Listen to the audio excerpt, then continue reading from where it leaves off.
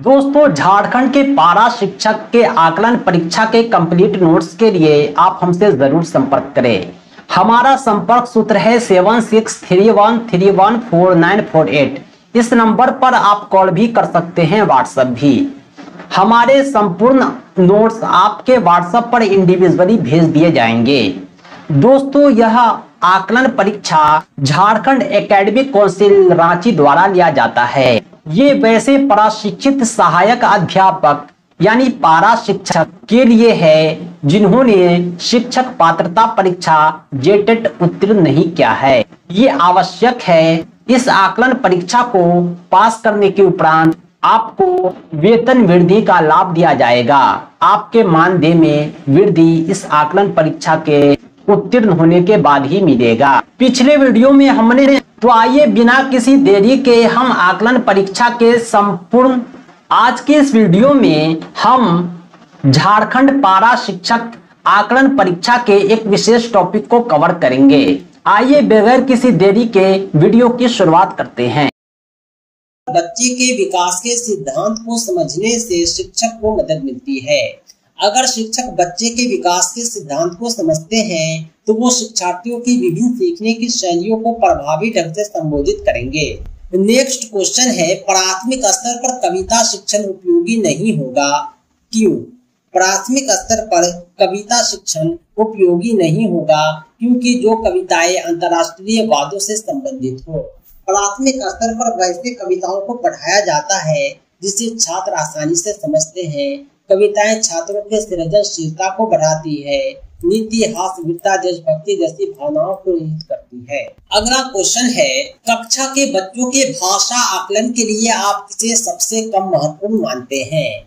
भाषा के आकलन में भाषा प्रयोग का अवसर दिया जाता है, लेकिन साहित्यिक समारोह का आयोजन करना इसमें भाषा का आकलन नहीं होता है क्योंकि बच्चे को मन की भाषा के प्रयोग का अवसर नहीं मिलता। 84 नंबर क्वेश्चन है, भाषा सीखने में सबसे बड़ा बाधक तत्व क्या हो सकता है? भाषा सीखने में जो सबसे बड़ा बाधक तत्व होता है वो भाषा प्रयोग का अवसर कभी नहीं हो सकता है, इकाई परीक्षण कभी नहीं हो सकता है, वो भाषा में आकलन हो सकता है। भाषा का में जब आकलन करेंगे तो उसको अवसर नहीं मिलेगा। नेक्स्ट क्वेश्चन है, प्राथमिक स्तर पर भाषा ही संतों का विकास देश है और साहित्य है। यहाँ पर साहित्य को साधन माना गया है और भाषा को साध माना गया है। 86 क्वेश्चन है, प्राथमिक स्तर पर कौन सा भाषा शिक्षण का उद्देश्य नहीं है? प्राथमिक स्तर पर भाषा शिक्षण के अनेकों उद्देश्य होते हैं।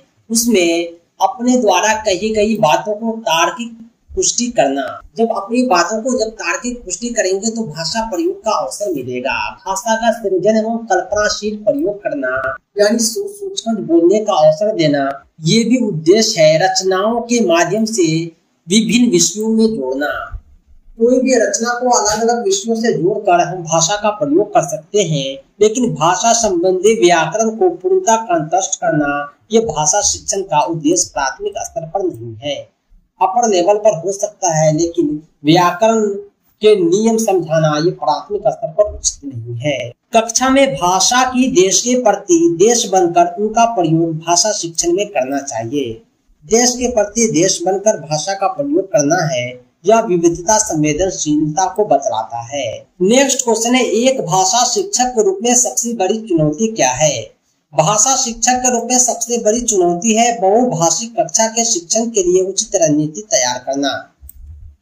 नेक्स्ट क्वेश्चन है, प्राथमिक स्तर पर कौन सा भाषा शिक्षण का उद्देश्य नहीं है? प्राथमिक स्तर पर भाषा शिक्षण के अनेकों उद्देश्य होते हैं।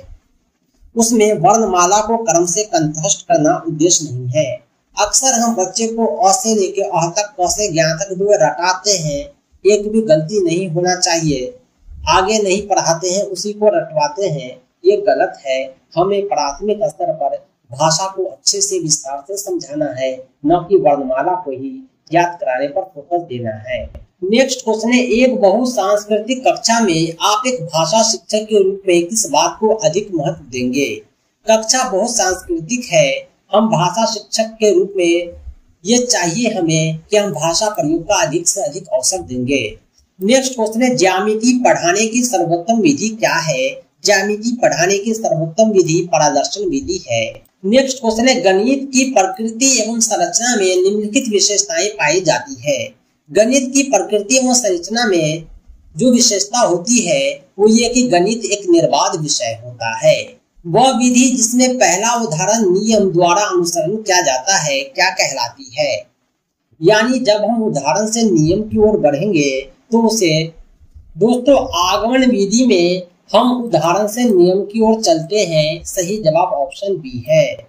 नेक्स्ट क्वेश्चन है, यह सच है कि बहुत से छात्रों को गणित कठिन लगता है, इसलिए स्कूल और शिक्षक को ठोस कदम उठाने चाहिए ताकि छात्रों के गणित के असर को बढ़ाया जा सके। यह विचार किसका है? यह विचार जो है शिक्षा नीति 1986 का है। नेक्स्ट क्वेश्चन है, निम्नलिखित में कौन सी गणित शिक्षक की विशेष योग्यता है। गणित शिक्षक की विशेष योग्यताओं में सम्मिलित है कि गणित उपकरण का उपयोग करने की क्षमता, गणित कक्षा संचालन करने की क्षमता, विभिन्न शिक्षण विधियों का ज्ञान, यानी उपयुक्त सभी। सही जवाब है ऑप्शन डी।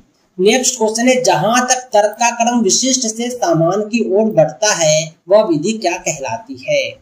विशिष्ट से जब हम सामान्य की ओर चल रहे हैं तो यह विधि आगमनात्मक विधि कहलाती है। नेक्स्ट क्वेश्चन है, प्रचलित पाठचर्या का दोष है। सबसे प्रचलित पाठचर्या का जो दोष होता है यह जीवन से असंबंधित होता है, संकीर्ण दृष्टिकोण रखता है, परीक्षा की प्रधानता होती है। सभी के सभी सही हैं। नेक्स्ट क्वेश्चन है, निम्नलिखित में कौन गणित में मौखिक पद्धति की विशेषता नहीं है। गणित में मौखिक पद्धति की अनेकों विशेषताएं हैं। छात्रों में विभिन्न कौशल विकसित करना पड़ता है। इस विधि से शिक्षा ग्रहण करने से विद्यार्थियों का महत्व श्रम के महत्व को समझ में आता है। छात्रों में विभिन्न सामाजिक गुणों का विकास किया जाता है। उपरोक्त में से कोई नहीं। इसमें सही जवाब होगा ऑप्शन डी। नेक्स्ट क्वेश्चन है, प्रयोगशाला विधि की सबसे बड़ी कमी क्या है। प्रयोगशाला विधि की सबसे बड़ी कमी ये है कि यह छात्रों का मानसिक शोषण करता है। गणित पढ़ाने का महत्व है। गणित जो है घरेलू काम में भी इस्तेमाल होता है, मजदूरी एवं व्यापार में भी इस्तेमाल होता है, व्यवहारिक उपयोग भी है इसका, यानी गणित का सबका सब उपयोग है। दोस्तों आज के लिए इतना ही। थोड़ा सा यह अध्ययन सामग्री को आप एक सैंपल मान सकते हैं। हमारे कंप्लीट नोट्स में सिलेबस बेस्ड पाठ्यक्रम आधारित कंप्लीट नोट्स संलग्न हैं, जिसे आप अपने व्हाट्सएप पर प्राप्त कर सकते हैं। पारा शिक्षक आकलन परीक्षा के कंप्लीट नोट्स के लिए क्रैश कोर्स के लिए संपर्क करें 7631314948 पर। इस नंबर पर आप कॉल भी कर सकते हैं, व्हाट्सएप भी। दोस्तों आज के लिए इतना ही। बहुत बहुत धन्यवाद। Thanks for watching.